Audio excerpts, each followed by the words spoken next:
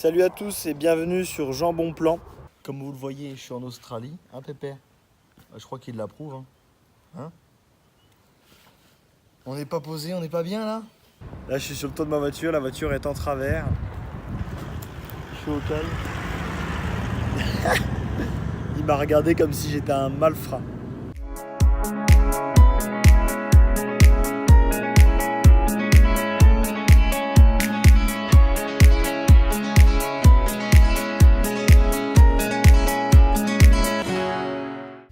Donc pour partir en Australie, moi les conseils que je peux te donner, c'est de profiter un max.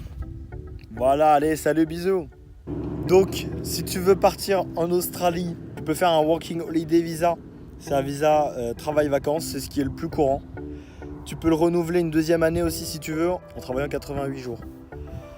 Tu peux faire en ferme deux boulots différents généralement. C'est du picking, donc de la cueillette de fruits ou de légumes, et du packing, de l'emballage. Tu peux aussi bosser dans la construction. Moi j'ai bossé en tant que peintre en bâtiment et ça m'a bien plu. Moi ce que je te conseille de faire, c'est de commencer à travailler dès le début. Comme ça tu apprends l'anglais, tu fais des rencontres, les gens te disent ce qui est intéressant de faire en Australie, où tu as tous les conseils et ensuite tu peux profiter. Ce que j'adore en Australie, les points positifs, c'est la nature. Tu vas voir de tout, des autruches, des kangourous, des koalas, des kokas, des opossums. Michel, on te voit. Regarde. Hey, Jean-Michel, on t'a cramé. Et c'est vraiment top parce que je suis jamais allé dans un seul zoo en Australie. Et j'ai pu caresser quand même plein d'animaux et en voir plein. Ça, c'est génial. Il y en a qui vont avoir peur des araignées, des serpents, certes il y en a, mais faut les chercher honnêtement. Il n'y en a pas tant que ça, et puis du moment que tu viens pas les taquiner, ils vont pas t'embêter, donc faut pas avoir peur de ça. Après ce qui est génial, c'est le contact humain. Quand tu vas parler avec les gens, même au début, quand tu vas avoir un niveau d'anglais très faible, ils vont pas hésiter à venir te parler, à vouloir t'apprendre, et les gens sont super pour ça, j'adore. La vie en Australie, tu vis dans ton van, tu dors dedans, c'est juste génial. Tu voyages et le soir, tu trouves un endroit sympa et tu t'arrêtes, tu peux dormir dans ton véhicule, c'est top. Être en 4x4, c'est aussi génial parce que tu peux passer partout. Acheter un 4x4, c'est ce que j'aurais voulu faire. Et être en 4x4, c'est vraiment bien pour l'Australie. Pour les points négatifs de l'Australie, ce que j'aurais, moi, c'est que c'est très loin de la France.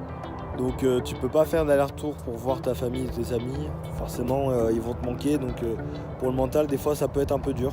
Quand tu te fais réveiller le matin par des centaines d'oiseaux qui crient dans tous les sens, c'est vraiment pas agréable. C'est vraiment le truc qui me déplaît en Australie. Après, c'est aussi le fait que ça coûte cher en termes de nourriture. Soit tu vas manger de la mauvaise qualité et là, ça va te coûter pas cher. Et si tu veux manger de la bonne bouffe comme tu manges en France, ça va te coûter une fortune. En termes d'alcool, laisse tomber les alcools forts. Bois du Goon, donc c'est du vin blanc en cubi et du vin rouge en cubi. Et tu vas découvrir des paysages incroyables. Franchement, tu vas t'éclater. Si tu veux faire la fête, l'Australie pour moi c'est pas le bon endroit. Il faut que tu partes en Asie. Les Jean Bonplan. Pour ceux qui sont amateurs de Ricard et de pastis, du Pernod, tu vas pouvoir trouver ça en Australie.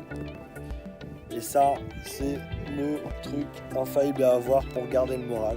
Tu as ce fromage-là que j'ai découvert qui est vraiment super bon. Et le reste, c'est même pas la peine d'y penser. Après, ce que je te conseille, c'est de voyager en van. Tu te déplaces, tu bouges, tu restes jamais au même endroit. Et tu voyages et là, tu vas kiffer.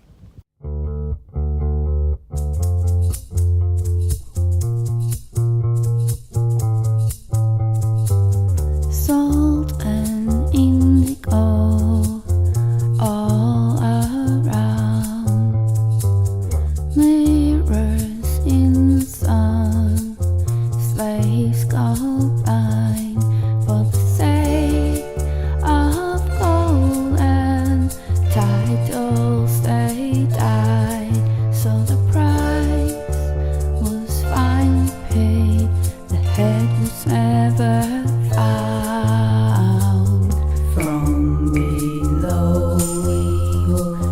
rise, we will rise. From below, we will rise, we will rise. Tu peux me suivre sur mon Instagram qui s'affiche tout de suite. Bien sûr, abonne-toi à la chaîne pour voir les prochaines vidéos. Et je te dis, allez, ciao!